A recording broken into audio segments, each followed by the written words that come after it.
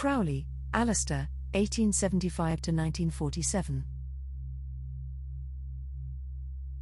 The most controversial and perhaps least understood magician and occultist of his time, Aleister Crowley has been both vilified and idolized. He was a man of both low excesses and high brilliance. He considered himself to be the reincarnation of other great occultists: Pope Alexander VI, renowned for his love of physical pleasures; Edward Kelly, the notorious assistant to occultist John Dee in Elizabethan England; Cagliostro, and occultist Eliphas Levi, who died on the day Crowley was born. Crowley also believed he had been Ankh-f-n-Khonsu, an Egyptian priest of the 26th dynasty. Crowley was born in Warwickshire, England. His father was a brewer and a preacher of Plymouthism, the beliefs of a sect founded of the Plymouth Brethren in 1830 that considered itself the only true Christian order. As a child, Crowley participated in the preaching with his parents, then rebelled against it. His behavior inspired his mother to call him the Beast after the Antichrist.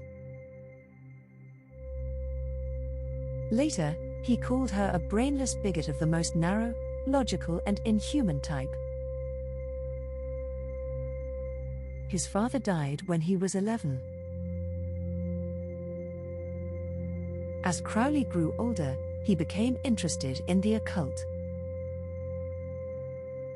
He also discovered he was excited by descriptions of torture and blood, and he liked to fantasize about being degraded by a scarlet woman who was both wicked and independent. He entered Trinity College at Cambridge, where he wrote poetry and pursued, on his own, his occult studies. He loved to climb rocks and mountains and attempted some of the highest peaks in the Himalayas. In 1898 he published his first book of poetry, Aceldama, a place to bury strangers in. A philosophical poem by a gentleman of the University of Cambridge, 1898. In the preface, he described how God and Satan had fought for his soul. God conquered, now I have only one doubt left. Which of the twain was God? After reading Arthur Edward Waite's The Book of Black Magic and of Pacts, which hints of a secret brotherhood of adepts who dispense occult wisdom to certain initiates. Intrigued, Crowley wrote to Waite for more information and was referred to The Cloud Upon the Sanctuary, by Karl von Eckartshausen, which tells of the Great White Brotherhood. Crowley determined he wanted to join this brotherhood and advance to the highest degree. On November 18, 1898, Crowley joined the London chapter of the Hermetic Order of the Golden Dawn, which was the first or outer order of the Great White Brotherhood. He discovered he had a natural aptitude for magic and rose quickly through the hierarchy. He began practicing yoga, in the course of which he discovered his earlier incarnations. He took a flat in Chancery Lane, named himself Count Vladimir, and pursued his occult studies on a full-time basis. He advanced through the First Order and sought entry into the Second Order of the Great White Brotherhood, a Rosicrucian order also called the Order of the Red Rose and the Golden Cross. Beyond this was the top order, the Silver Star or AA, Argentum Astrum, which had 3 grades: Master of the Temple, Magus, and Ivissimus. The latter could be achieved only by crossing an unknown and uncharted abyss. Crowley was intensely competitive with L. MacGregor Mathers, the chief of the Hermetic Order of the Golden Dawn and a ceremonial magician. Mathers taught Crowley Abramelin magic but had not attained any of 3 grades in the AA. The two quarreled, and Mathers supposedly dispatched an army of elementals to attack Crowley. Crowley also argued with other members of the Golden Dawn as well, and as a result, was expelled from the order. He pursued the attainment of epistemos on his own. Crowley travelled widely. He studied Eastern mysticism, including Buddhism, Tantric Yoga and the I Ching. For a time he lived in Scotland, in an isolated setting near Loch Ness. In 1903 he married Rose Kelly, who bore him 1 child. Rose began to receive communications from the astral plane, and in 1904 she told Crowley that he was to receive an extremely important message. It came from Iwas, a spirit, and Crowley's holy guardian angel, or true self. Crowley also later identified Iwas as a magical current or solar phallic energy worshipped by the Sumerians as Shaitan, a devil god, and by the Egyptians as Set. On 3 consecutive days in April 1904, from noon until 1 p.m., Iwas reportedly manifested as a voice and dictated to Crowley the Book of the Law, the most significant work of his magical career.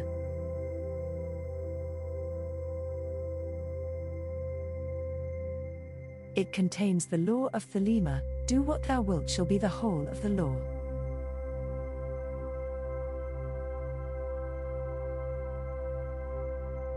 Though some have interpreted it to mean doing as one pleases, it actually means that one must do what one must and nothing else. Admirers of Crowley say the law of Thelema distinguishes him as one of the greatest magicians of history. Iwas also heralded the coming of a new eon of Horus, the 3rd great age of humanity. The 3 ages were characterized as paganism/Christianity/Thelema, represented, respectively, by Isis/Osiris/Horus. Crowley considered himself the prophet of the new eon. From 1909 to 1913, Crowley published the secret rituals of the Golden Dawn in his periodical, The Equinox, which also served as a vehicle for his poetry. Mathers tried but failed to get an injunction to stop him. By 1912 Crowley had become involved with the Ordo Templi Orientis, a German occult order practicing magic.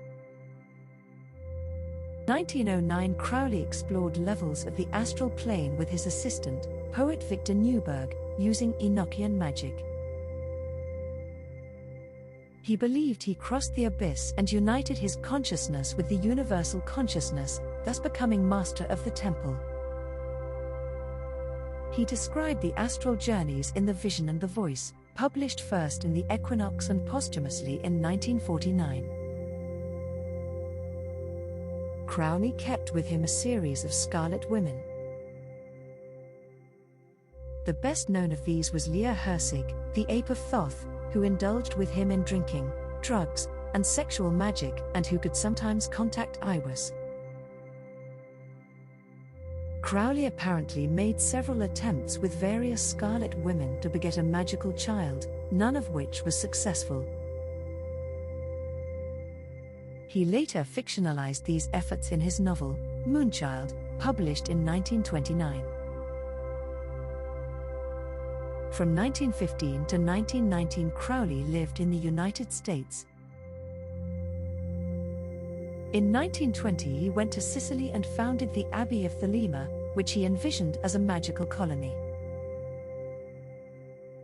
In 1921, when Crowley was 45, he and Hersig conducted a ritual in which Crowley achieved episimus and became, according to his cryptic description, a god. As a god goes, I go.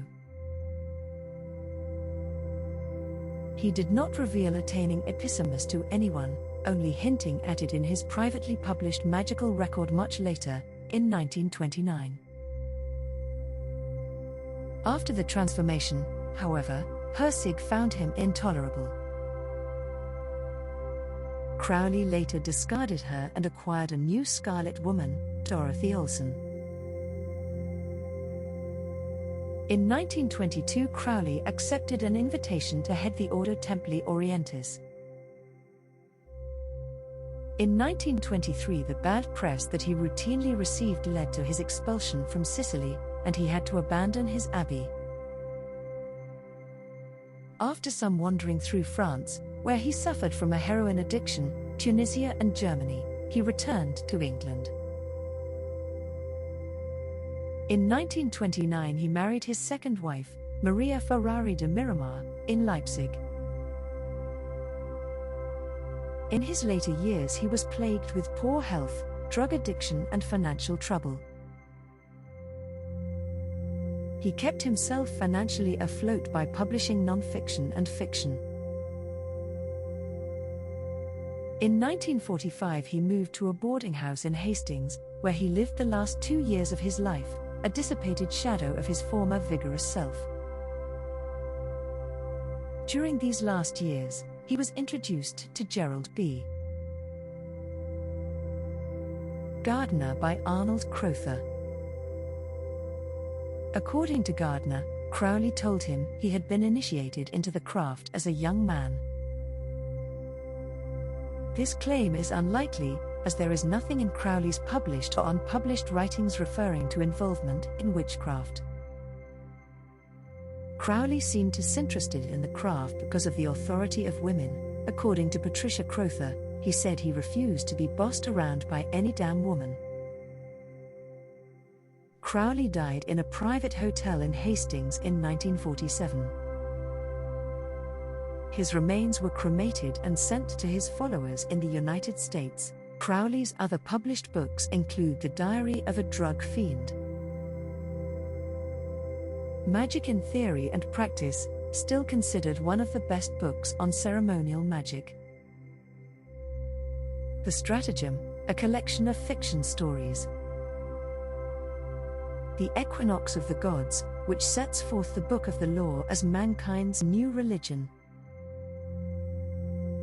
and the Book of Thoth. His interpretation of the Tarot Confessions originally was intended to be a 6-volume autobiography, but only the first 2 volumes were published. He argued with the publishing company, which was taken over by his friends, and then went out of business. The remaining galleys and manuscripts, he had dictated the copy to Hersig while under the influence of heroin, were lost or scattered about.